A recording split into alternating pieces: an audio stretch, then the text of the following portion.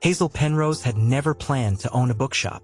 She was perfectly content living quietly in London, sipping chamomile tea, tending to her Yorkshire Terrier named Brontë, and organizing the chaos of university archives in retirement. But life, as she often told her books, was rarely scripted. Then came the letter. It arrived in thick cream parchment, sealed in purple wax with the imprint of a feather. Ivy Alder, her cousin and childhood pen pal from the coastal village of Penwhistle Bay, had passed away and left Hazel her beloved bookshop, the Curiosity Quill. It was quaint. It was dusty. It had floorboards that groaned like disgruntled patrons.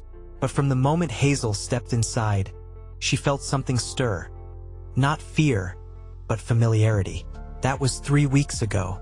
Now, with the Stuff Your Kindle summer book fair in full swing, Hazel had just finished setting up the front display when trouble walked through the door.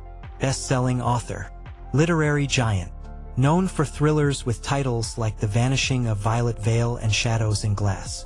He was Penwhistle Bay's golden boy once, and today he was the guest of honor.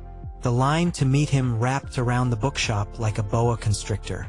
People clutched hardbacks and Kindles alike, hoping for signatures or selfies. He was charming, polished, but Hazel noticed something strange. His eyes, they scanned the shop not with affection, but calculation. After the signing ended, Arthur lingered in the poetry nook.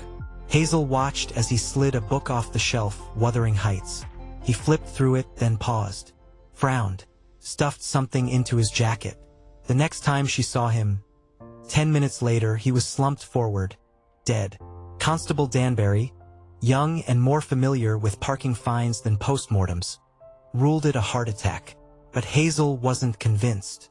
A torn slip of paper was found in Arthur's hand. 3 words, hastily scrawled. She knows everything.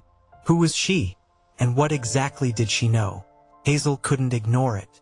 She searched the poetry nook, retracing Arthur's final steps. Behind a copy of Wuthering Heights, she found a hollowed-out space in the shelf. Empty. Had Arthur been searching for something? Or hiding it?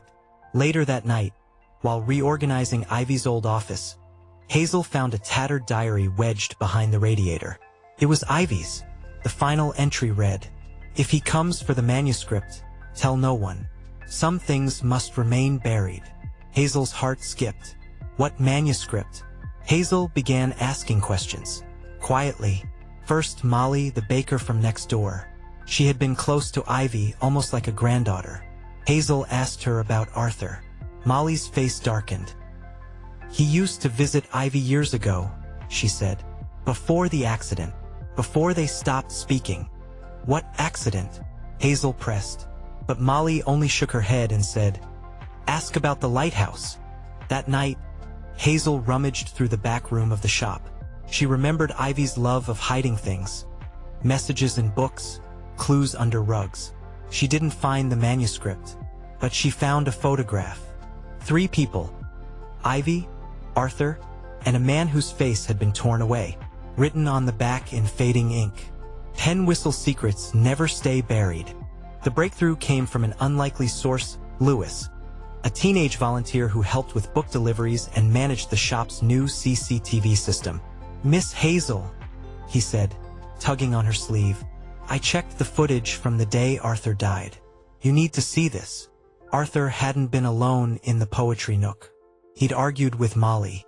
Hazel confronted her. "I didn't kill him," Molly said, hands trembling. "But I found the manuscript. In the lighthouse. Ivy told me where to look before she died. The manuscript was called The Lighthouse Confession. It wasn't fiction. It was Ivy's account of what happened 30 years ago. The night she, Arthur, and a third man, Molly's grandfather, met at the lighthouse to bury a secret, an affair, a betrayal, a fall, a body. Arthur had returned to destroy the truth. He hadn't found it, but Molly had. Hazel read the manuscript with shaking hands. It told of Ivy's love for Molly's grandfather, how Arthur, jealous and drunk, had followed them to the lighthouse. Words turned to shouting, then violence, a push, and silence. They swore to cover it up. Ivy buried the story deep inside the Curiosity Quill, but her guilt never left her. In her final days, she told Molly the truth. Arthur had come to silence them, but fate caught him first. Hazel turned the manuscript over to the police. Constable Danbury, now visibly paler, opened a proper investigation. Molly wasn't charged. The crime was too old, and her only role had been truth-teller. The manuscript was published posthumously, with Ivy's blessing. Arthur's reputation crumbled. Weeks passed. Tourists came and went. Some still asked about Arthur. Most didn't. Hazel kept the shop open every day. Tea steeping on the counter. Hemlock the cat curled on mystery novels. Brontë snoring softly in her basket. She placed the manuscript, now bound in red linen, in a new display.